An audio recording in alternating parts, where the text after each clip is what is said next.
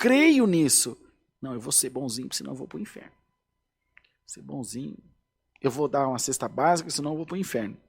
Mas aí, as coisas que são tangíveis, vou dar esse copo d'água para ir para o inferno. Eu vou dar esse controle para ir para o inferno. Vou dar isso aqui para ir para o inferno. Vou dar isso aqui para o inferno. Tem até umas balinhas da Helena aqui, da Fini. Ó. Vou dar as minhocas da Helena para não ir para o inferno. Tá bom, tá tudo aqui. E quando for preciso dar o perdão, que não é palpável, não é tangível, como vai ser? Porque isso aqui é o que podem ver. E o que não pode ver? Como vai ser? Amar o próximo, como nós acabamos de falar, como vai ser?